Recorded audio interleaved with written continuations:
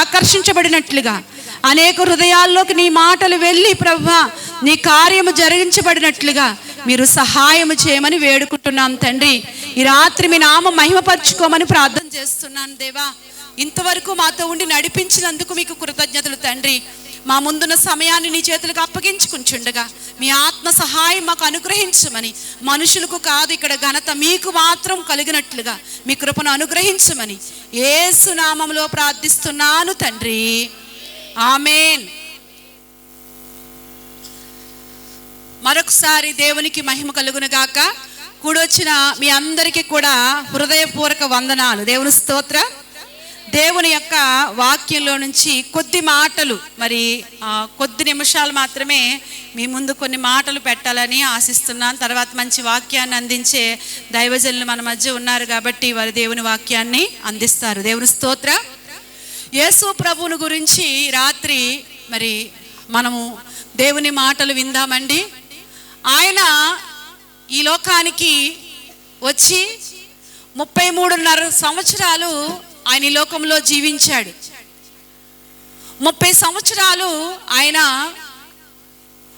ఒక ఇంటిలో ఒక కుమారుడుగా ఏ విధంగా కుటుంబంలో నడుచుకోవాలో ఆయన మాదిరి చూపించాడు. 3.5 సంవత్సరాలు ఆయన పరిచర్య చేశాడు. 200 కిలోమీటర్లు మరి ఆయన కాలినడకతో ఆయన శరీరధారిగా ఉన్న దినాల్లో సువార్త ప్రకటిస్తూ వెళ్ళాడు. అయితే ఆయన జీవించిన సంవత్సరాలు తక్కువే కానీ ఆయన జన్మ ద్వారా చరిత్రలో ఒక గొప్ప మార్పు వచ్చేసింది. ఏంటి ఆ మార్పు అంటే, అంతవరకు క్రీస్తు పూర్వం ఉండేది, ఇప్పుడు ఆయన జన్మతో క్రీస్తు శకమయ్యింది. అంటే చరిత్ర మార్పు వచ్చేసింది. నిజమే. యేసుక్రీస్తునందు ఎవరైతే విశ్వాసం ఉంచుతారో, యేసుక్రీస్తు దేవుడని ఎవరైతే నమ్ముతారో వారి జీవితాల్ని మార్చగలిగిన దేవుడు. దేవుని స్తోత్రం. ఆయన మారాలాంటి బ్రతుకుల్ని ఎలా మారుస్తాడట? మధురముగా మార్చగలిగిన వాడు. ఎండిపోయిన జీవితాల్ని ఆయన చిగురించగలిగిన దేవుడు. చీకటిలో ఉన్న వారిని వెలుగులోనికి నడిపించే దేవుడు. పాపములో శాపములో ఉన్న వారిని జీవములోనికి సమృద్ధిలోనికి నడిపించే దేవుడు.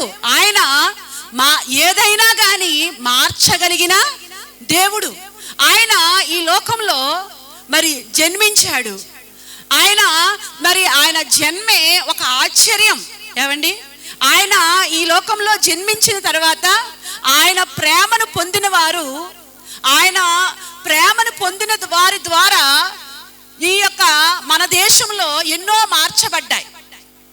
క్రీస్తు జన్మించిన తర్వాత క్రీస్తు ప్రేమను కలిగిన వారి ద్వారా మన దేశంలో విద్యారంగం మార్చబడింది. ఒకప్పుడు ఇంత విద్య ఉండేది కాదు. ఏమండి, నిరక్షరాస్యత ఒకప్పుడు. కానీ క్రీస్తు ప్రేమ ఎప్పుడైతే లోకానికి వెల్లడైందో, ఏమండి, అది మన దేశానికి కూడా వచ్చిందో, అప్పటి నుంచి కూడా విద్యారంగం మార్చబడింది, వైద్య రంగం మార్చబడింది. ఎన్నో మార్పులు క్రీస్తు రాకతో ఈ భూమి మీద జరిగాయి. దేవుని స్తోత్రం. హల్లెలూయా. ఆయన ఎందుకు వచ్చాడు? ఆయన మరి వచ్చినప్పుడు ఆయన రాకముందే ప్రవక్తల ద్వారా ప్రవచనాత్మకంగా చెప్పబడింది. 700 సంవత్సరాల క్రితం యెషయా చెప్తాడు. ఏమని చెప్తాడంటే, కన్యక గర్భవతి అయి ఒక కుమారుని కనును అని చెప్తాడు. కన్యక గర్భవతి అయి ఒక కుమారుని అంటే ఈయన కన్యకైన ఒక స్త్రీ గర్భములో నుంచి పుడతాడు అని మొట్టమొదటిగానే ఆయన గురించి చూడండి. మన యొక్క గ్రామం లేకపోతే మన జిల్లా ఒక ప్రధానమంత్రి వస్తున్నాడు అనుకోండి, అలా వచ్చేసి ఇలాగా వెళ్ళడు. ముందుగా ఏం చేస్తారు? ప్రకటనలు ఎన్నో, ఒక ముఖ్యమంత్రి వచ్చినా ఒక ప్రధానమంత్రి వచ్చినా ఏమండి ఎన్నో ప్రకటనలు ముందుగానే ప్రకటనలు చేయబడతా ఉంటాయి. అలాగే సృష్టికర్త అయిన దేవుడు ఈ లోకంలో ఆయన పుట్టక ముందే పుడతాడు అని ప్రవక్తల ద్వారా ప్రవచనాలు చెప్పబడ్డాయి. మరి ఆది కాలం నుండి అధ్యాయం 15వ వచనంలో ఒక మాట చదవండి. ఆదికాండం 3వ అధ్యాయము 15వ వచనం. నీకును స్త్రీకిని ఆమె సంతానమునకును వైరము కలగజేసేదను. చూడండి, ఇక్కడ మనుషుడు ఆజ్ఞను అతిక్రమించిన తరువాత దేవుడు చెప్తున్న మాట ఏంటంటే, ఏమండి, అప్పటి నుంచి కూడా ఒక యుద్ధం అంట. వైరం ప్రారంభమైంది. దేవునికి ఏమండి అపవాదికి యుద్ధం, పాపానికి పుణ్యానికి యుద్ధం, ఏమండి శాపానికి ఆశీర్వాదానికి యుద్ధం ప్రారంభమైంది. అయితే ఈ యుద్ధంలో ఉన్న మనుషుడు సంతోషాన్ని కోల్పోయి ఏమండి భయముతో బ్రతుకుతున్నాడు. దేంతో బ్రతుకుతున్నాడు? భయంతో బ్రతుకుతున్నాడు. ప్రారంభంలో దేవుడు మనిషికి సంతోషాన్ని ఇచ్చాడు. ఏమండి, భయం లేకుండా దేవునితో సహవాసం చేసే ఆ భాగ్యం ఇచ్చాడు. అయితే మానవుడు ఎప్పుడైతే దేవుని యొక్క ఆజ్ఞను అతిక్రమించి దేవునికి దూరం అయ్యాడో సంతోషాన్ని కోల్పోయాడు, భయంతో బ్రతుకుతూ ఉన్నాడు. అయితే ఈ భయముతో బ్రతుకుతున్న ఈ మానవుణ్ణి, సంతోషం లేని ఈ మానవుణ్ణి ఏమండి ఆయన నిత్య సంతోషం ఇవ్వాలని, భయము నుండి విడిపించాలని స్త్రీ సంతానముగా ఆయన ఈ లోకంలో జన్మించాడు. దేవుని స్తోత్రం.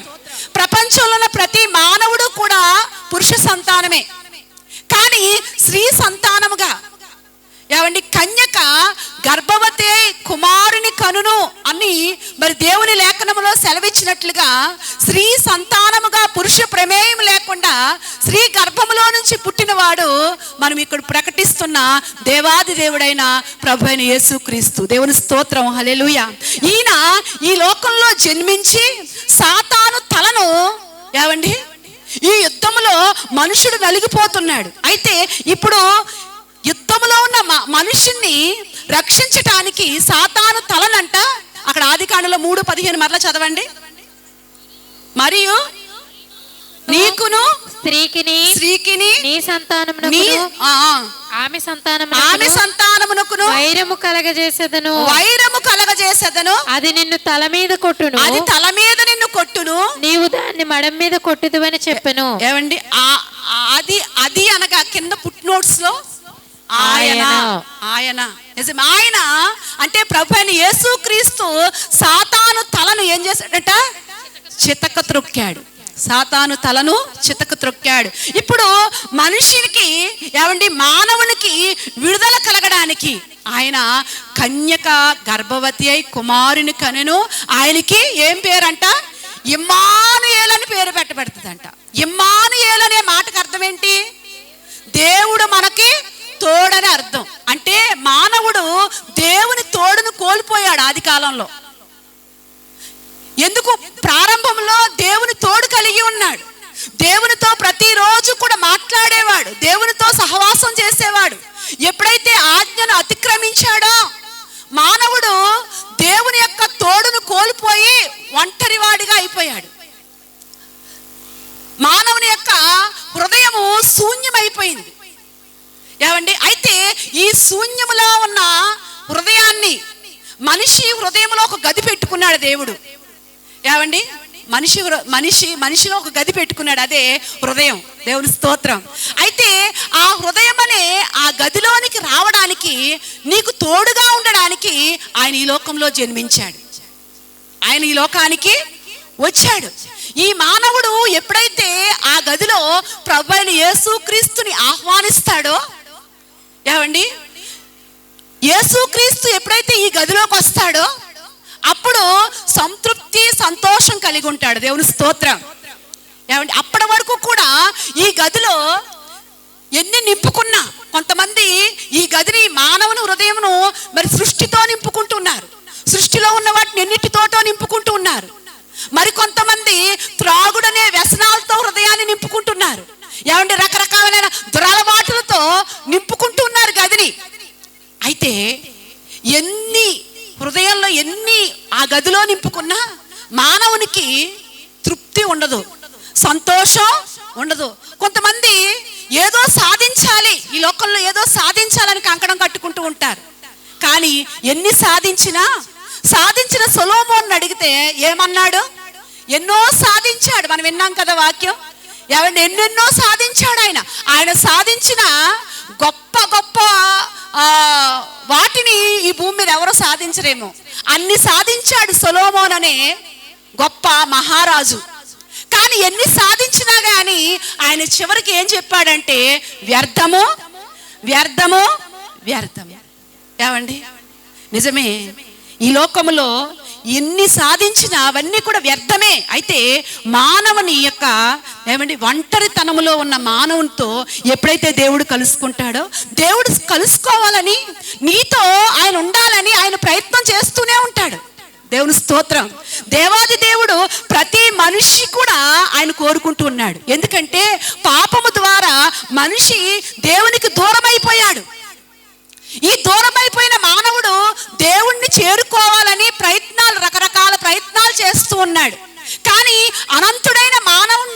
అనంతుడైన దేవుణ్ణి మనుషులు ఎవరు చేరుకోలేరు. అందుకే దేవాది దేవుడు కన్యక మరియ గర్భములో ఈ లోకానికి వచ్చి ఇమ్మానుయేలుగా మనిషికి తోడుగా ఉండడానికి ఆయన ఈ లోకానికి వచ్చాడు. దేవుని స్తోత్రం. యేసు అనగా రక్షకుడు. యేసు అనే మాటకి ఏంటండి? రక్షకుడు. నిజమే, మనిషికి రక్షించేవాడు కావాలి. చూడండి, ఒక నీటి ప్రవాహంలో మనిషి కొట్టుకెళ్ళిపోతున్నాడు అనుకోండి. కొట్టుకెళ్ళిపోతున్న మనుషుడికి ఇదిగో బంగారం ఇదిగో తీసుకో అంటే వాడు ఏమంటాడు? ముందు నాకు బంగారం వద్దు, డబ్బు వద్దు, నాకు ఏది వద్దు, కానీ ముందు నా ప్రాణాన్ని కాపాడు అంటాడు. దేవుని స్తోత్రం. ఏమండి, కొట్టుకెళ్ళిపోయేవాడికి ఏం అవసరం? రక్షణ అవసరం. అలాగే ప్రతి మానవుడు కూడా జన్మతః కర్మతః పాపములో పుట్టి పాపములో పెరుగుతూ పాపములో కొట్టుకెళ్ళిపోతూ ఉన్నాడు. ఈ కొట్టుకెళ్ళిపోతున్న మానవుణ్ణి రక్షించటానికి, పాపము నుండి విడిపించటానికి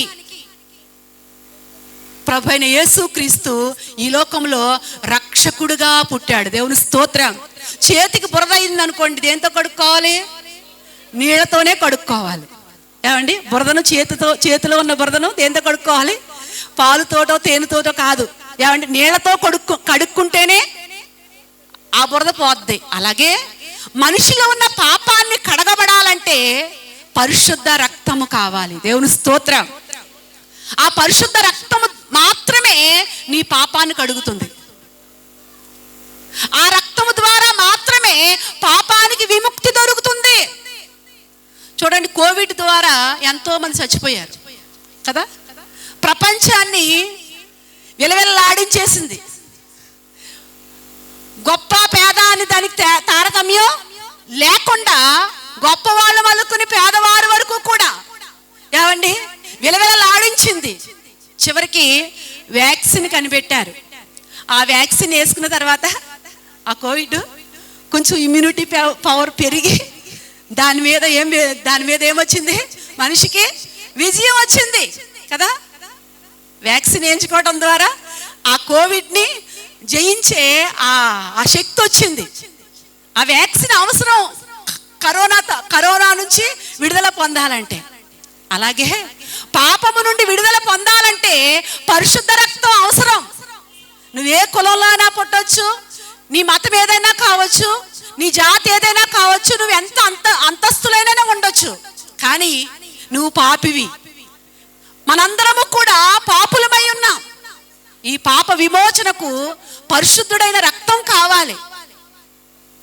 నేను మొన్న చెప్పాను కదా, ఏమండి, పాపోహం పాపకర్మ పాపాత్మ పాప సంభవ త్రాహిమా కృపాదేవ శరణాగత వచ్చల. అంటే నేను పాపంలో పుట్టాను, నాకు విడుదల కావాలయ్యా. ఆ విడుదల ఇచ్చేవాడు యేసుక్రీస్తే. కాబట్టి ఆయన పరిశుద్ధ రక్తాన్ని చిందించాడు ఈ లోకానికి. ఆయన ఏదేదో ఏమని సాధించుకోవటానికి, ఏదేదో సంపాదించుకోవటానికి ఈ లోకానికి ఆయన రాలేదు. కానీ మానవుల్లో ఉన్న పాపమును తీసివేసి శిక్ష నుంచి విడిపించటానికి ఈ లోకానికి వచ్చాడు. మానవుని యొక్క శిక్ష నుంచి విడిపించాలంటే ఏ కార్యం జరగాలో ఆ కార్యం అంతా కూడా ఆయన నెరవేర్చి సిలువలో వేలాడుతూ మొదటి మాట అన్నాడు, తండ్రి వీరేమి చేయుచున్నారో వీరు వెరుగరు కనుక వీరిని క్షమించు. ప్రపంచానికి ఆయన క్షమాభిక్ష పెట్టాడు, పాపానికి క్షమాపణ పెట్టాడు. కనుకనే ఈ రాత్రి మేమందరం ఇక్కడ ఉన్నాం. దేవుని స్తోత్రం. మమ్మల్ని క్షమించాడు కనుకనే ఈ రాత్రి ఏమండి మీ మధ్యకు వచ్చి ఈ మాటలు మేము చెప్తున్నాం. ఆయన క్షమించే దేవుడు. ఒక రోజున నీకు శిక్ష ఉంది, ఆ శిక్ష నుంచి విడిపించటానికి ఏదైతే ఆ శిక్ష నుంచి విడిపించబడాలంటే ఏ కార్యమైతే జరగాలో సిలువలో ఆ కార్యం అంతా కూడా నెరవేర్చి ఆయన ఏమన్నాడంటే సమాప్తి చేశానన్నాడు. దేవుని స్తోత్రం. మానవుణ్ణి శిక్ష నుంచి విడిపించాడు. అందుకనే అన్నాడు, ఓ మరణమా నీ ముల్లెక్కడా, ఓ మరణమా నీ విజయం ఎక్కడా. ఏమండి అప్పటి వరకు కూడా మానవుడు ఏమండి మరణమై భయముతో బ్రతుకుతున్నాడు. ఈ భయముతో ఉన్న మానవుని దేవుడు పిలుస్తున్నాడు. ఏమని పిలుస్తున్నాడు తెలుసా?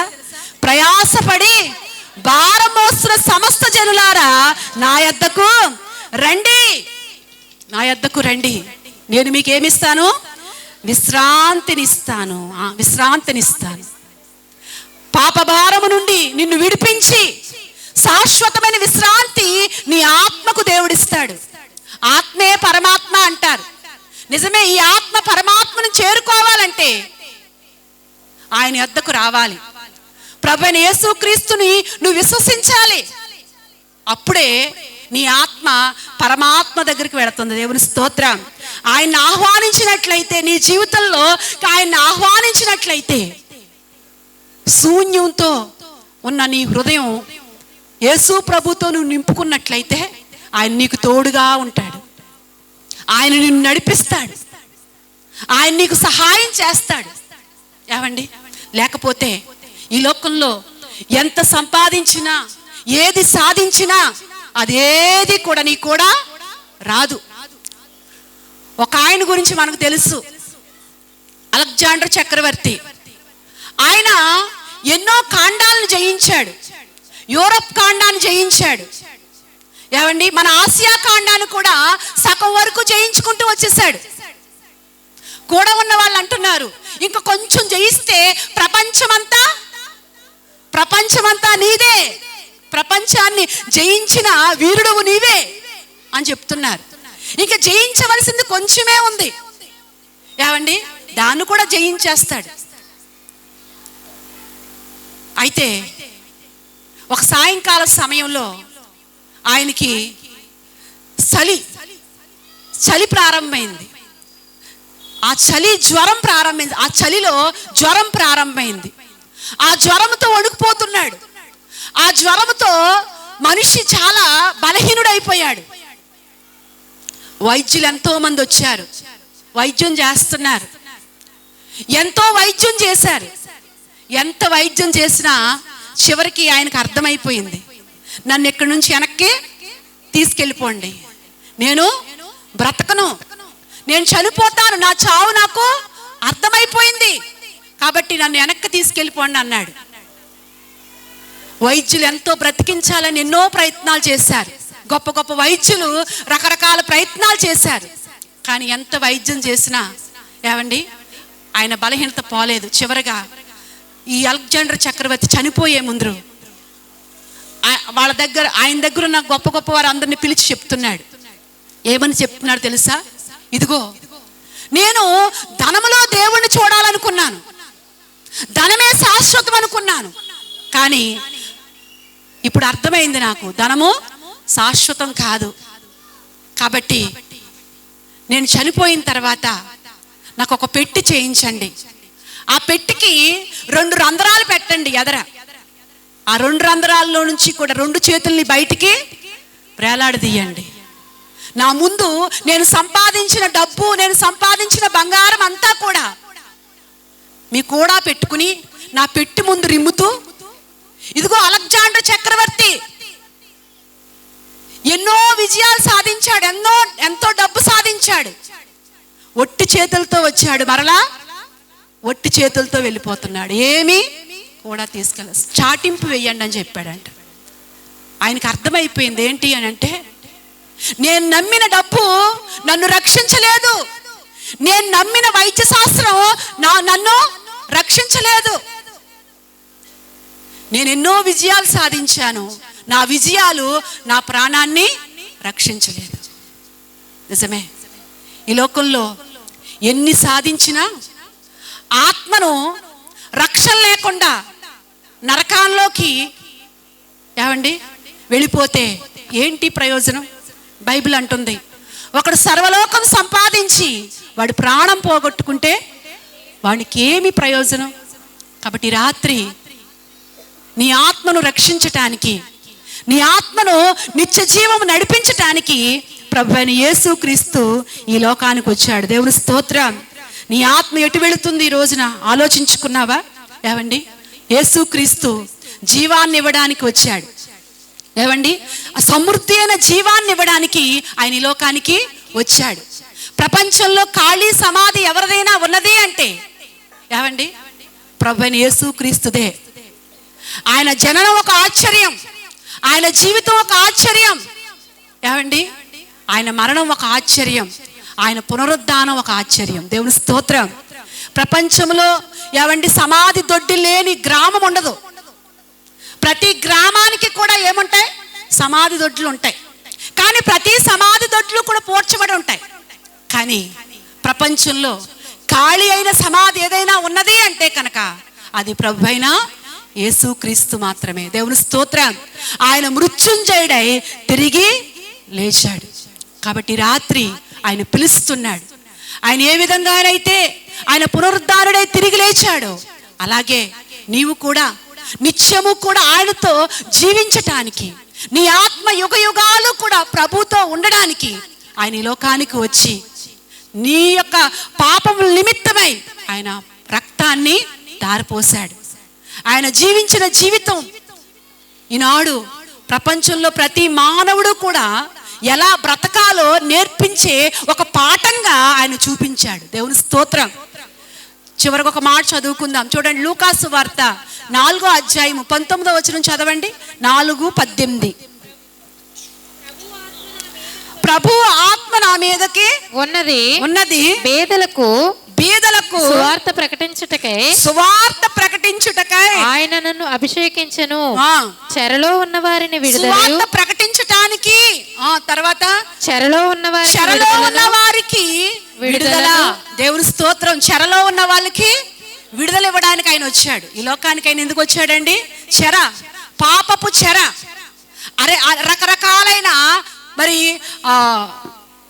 ఆవేదనలు లేకపోతే రకరకాల తీరని బాధలు అనే ఆ చెరలో నుంచి విడిపించటానికి ఆయన ఈ లోకానికి వచ్చాడంట. ఇంకా గ్రుడ్డివారికి చూపు. నిజమే, మానవుడు గ్రుడ్డివాడుగా గుడ్డోడు దారి చూపిస్తే ఇద్దరు కలిపి ఎక్కడ ఉంటారంట? గుంట్లో ఉంటారంట. అలాగే ఉంది నేటి కాలంలో. ఈ గ్రుడ్డివాడుకున్న మానవుణ్ణి గ్రుడ్డివాడికి ఏమి ఇవ్వడానికి? కన్నులు ఇవ్వడానికి ఆయన వచ్చాడు. చూసే దేవుణ్ణి చూసే నేత్రాలు ఇవ్వడానికి ఆయన ఈ లోకానికి వచ్చాడంట. ఇంకా ప్రకటించుటకును నలిగిన వారిని విడిపించుటకు నలిగిపోతున్నారు ఈ రోజున. రకరకాలైన ఆవేదనలో నలిగిపోతున్నారు, రకరకాలైన బాధల్లో నలిగిపోతున్నారు. నలిగిపోతున్న వారందరినీ కూడా ఆయన విడిపించటానికి వచ్చాడు. ఆయన శరీరధారిగా ఉన్న దినాల్లో ఎంతో మంది నలిగిన హృదయముతో ఆయన దగ్గరికి వచ్చి గొప్ప విడుదల పొందుకున్నారు. దేవుని స్తోత్రం. ఈ రోజున కూడా ఇక్కడ ఇంతమంది కూర్చున్నాము అంటే దేవుడు విడిపించాడు. నలిగిన బ్రతుకుల నుంచి విడిపించాడు. నిజం, ఈ రాత్రి నువ్వు ఏ సమస్యతో నలిగిపోతున్నావు, ఏ కష్టంలో నువ్వు నలిగిపోతున్న వారందరినీ కూడా ఆయన విడిపించటానికి వచ్చాడు. ముఖ్యంగా నీ ఆత్మను విడిపించటానికి, శిక్ష నుంచి విడిపించటానికి ఆయన ఈ లోకానికి వచ్చాడు. కాబట్టి ఆయన యందు విశ్వాసం ఉంచినట్లయితే, ఆయన వైపు చూసినట్లయితే నీకు గొప్ప రక్షణ దొరుకుతుంది. బూదిగంత నివాసులారా, నా వైపు చూసి రక్షణ పొందుడి, నేనే దేవుడను, వేరొక దేవుడు లేడు అని ఆయన ఘంటాపదంగా ఆయన చెప్తున్నాడు. కాబట్టి ఆయన యందు విశ్వాసం ఉంచినట్లయితే నిత్య జీవాన్ని దేవుడిస్తాడు. ఆయన యందు విశ్వాసం ఉంచినట్లయితే ఈ లోకంలో ప్రతి విషయంలో కూడా ఆయన నీకు సహాయం చేస్తాడు. ఆయన నీకు తోడుగా ఉంటాడు. ఆయన నిన్ను విడువడు. ఈ లోకంలో మనుషులందరూ విడిచిపెట్టొచ్చు, మనుషులందరూ కూడా నిన్ను త్రోసివేయచ్చు, మనుషులందరూ కూడా నిన్ను చిన్న చూపు చూడొచ్చు. కానీ దేవుడు మాత్రం ఆయన యొద్దకు నువ్వు వచ్చావంటే నీవు జీవించినంత కాలము కూడా ఆయన నీకు తోడుగా ఉంటాడు. ఎవరు విడిచినా కానీ ఆయన నిన్ను చేయి విడువని దేవుడు, కడ వరకు కూడా నీతో ఉండే దేవుడు, నిన్ను నడిపించే దేవుడు, నిన్ను పోషించే దేవుడు, నిత్య రాజ్యానికి నడిపించే దేవుడు. అటువంటి కృప ఇక్కడ కూడి ఉన్న మనకుని ఈ మాటలు వింటున్న వారందరికీ కూడా దేవుడు అనుగ్రహించును గాక. ఆమేన్. చిన్న ప్రార్థన చేసుకుని మరి దైవదాసులకు సమయాన్ని ఇద్దాం. పరిశుద్ధుడైన తండ్రి, మీకు వందనాలు, స్తుతులు, కృతజ్ఞతలు దేవా. ఈ రాత్రి ప్రభువా, ఇదిగోనైనా కొద్ది మాటలు నీ మాటలు అందించడానికి నిలబెట్టుకున్నందుకు నీకు వందనాలయ్యా. ప్రకటించబడిన సువార్తను ఫలింప చేయండి. నీ దాసులు మరుగుపరుచుకుని మీరు మాట్లాడి మహిమ పొందమని యేసు నామములో ప్రార్థిస్తున్నాను తండ్రి. ఆమేన్.